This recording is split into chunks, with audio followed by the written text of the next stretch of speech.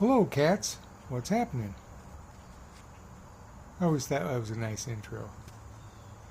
Well, uh, a friend down the street brought parts for the Softail, which has been here for a couple of months.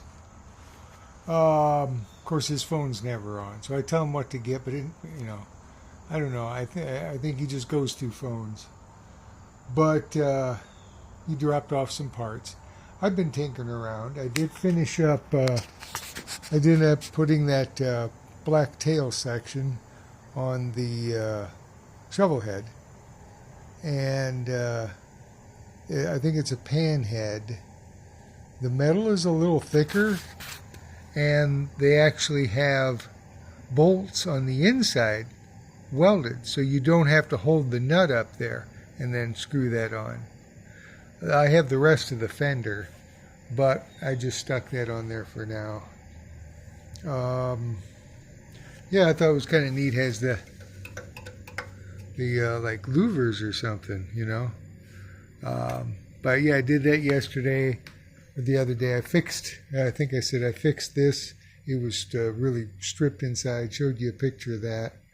And then I can't take credit for it, but I seen somebody somewhere, and they had made a battery box out of old license plates, and I tend to save everything except plastic bags. And so I got an Indiana, Michigan, and a Tennessee. So I kind of made a box. I thought it was kind of neat. Gives it, difference. But like I said, I got those parts. Oh yeah, here's the rest of the fender. And yeah, in here, I think, yeah, they are nuts. They're welded in there. I think that's really, other than, trying to get your hand up there. So not only, this one's always been welded in on the shovels. But I think they stopped doing that. But yeah, you say this is one from Panhead. But yeah, I just thought I'd do that. Anything else I did to this? Oh yeah, well, I'll probably tell you. Yeah, Rocky sent me that from his shop, the heel and toe. And actually, I never liked it because there's space, but this one's kind of half gone on the back. But it's actually easier, and this always wasn't bad getting in neutral. But when you do this going down for neutral, like you go for second, but you just tap it, it goes into it actually better than pulling up. So then I was tinkering around. I went ahead and found a couple old ones, and I went ahead and stuck them on there on the Softail. And so it's just enough so, it's not too high. Just step up a little bit. I'm always changing something. Actually, I got a blue fender coming. I don't know if it's the right color. It's dented up, but the paint's not bad. It's got a big dent back here. I think I can take the out of it and the dent out. And then if I do this winter, I might change it back to the Fat Boy blue. I've got a whole tank rear fender, but it's got the Fat Boy front fender, which I never really liked. I like the Heritage one. So I might change it back to the blue. It's Sinister Blue. It's from '98. Whole tin set. So I might tinker with that. But yeah, Jim down the street brought, let's see, part of the parts. Let's see, I got this, that breather. That's what I put in the, because mine, the teeth were missing. So I got a used one of these. I think this is a new one.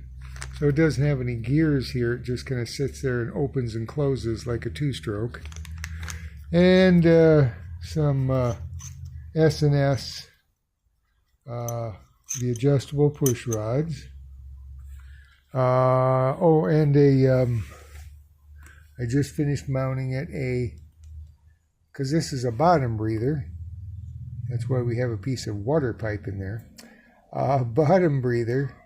So there's a difference between these two bolts. There's 6 bolts altogether, but shovel heads and bottom breather Evos, it's a different spacing between there. It's just enough that it's like half a hole.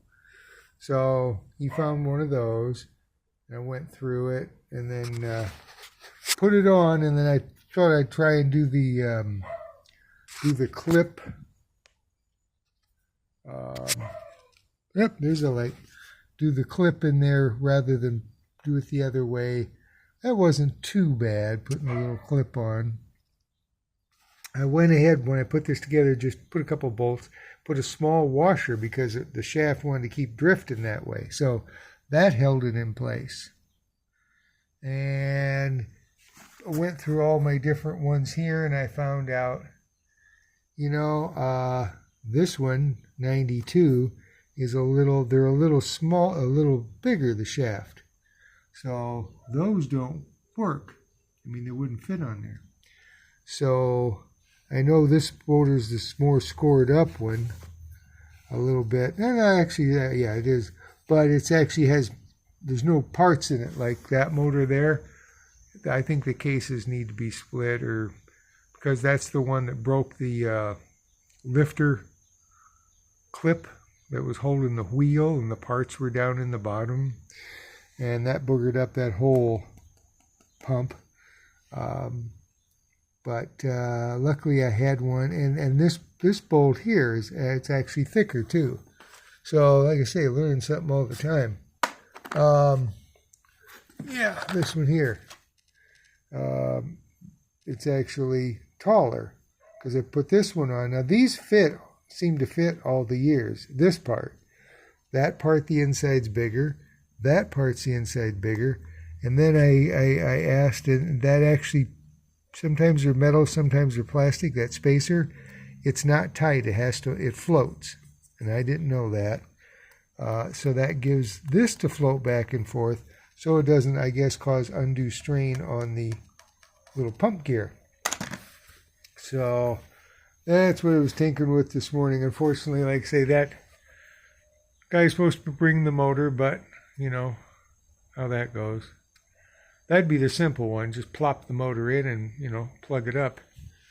Well, this one now is to this point. I'll go ahead and put it in I think it's a 95 or something. I mean, it has the older style it has the shovel head wiring. So it's probably 95. It doesn't, yeah, it does have the cable. It does have the cable. But the cable, I think, comes off I don't know. Let's see. No, the cable comes off the front tire, kind of like my shovel head. And some of them came off the transmission, the 1-to-1. And then there was a 2-to-1. I think that came off the tire. And then later, the soft tails, as you get into maybe 98, it's that metric, that 22.60, which somebody put on the sender on the wheel. So that's where I ended up having and found I had to match. And luckily I had one. It's not the best, but I glued the glass back together and cleaned it up. So at least it's, you're going, like I say, about, well, if you're going 60, you're probably doing 55. So it's not as bad. I've had different ones in there. It was twice the speed. I'd be going 50, it shows 100. And so that's what I was tinkering with this morning. I was just wasn't sure on some things, and learning more about bottom breathers. This pinion shaft is larger in diameter. So the actual motor that was on the one that's down there, that had the bearings kind of walked out and tore everything up, that was 90. That's a bottom breather. So this is a 91, I think. So, but this would have been, if the motor came on it, and that's plugged up, so this has got to be, this is 95, I guess, maybe 6.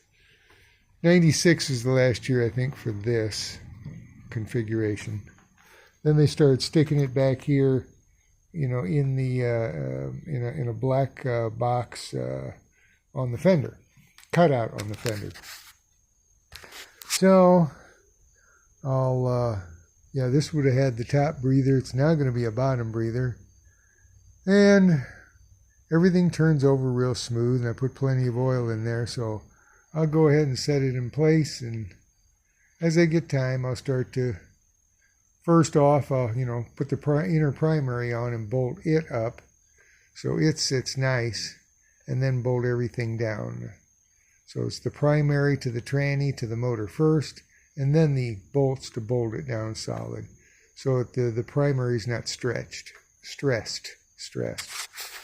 So that's what I was doing today, tinkering around. Hope you guys are doing well. I'm going to turn the light off. There we go. Uh-oh.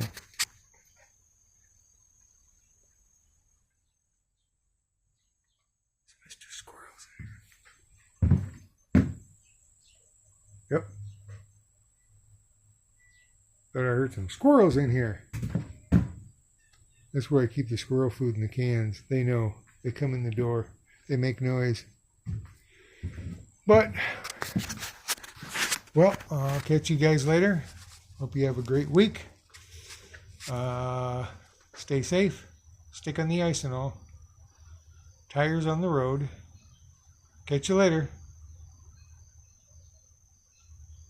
Bye-bye.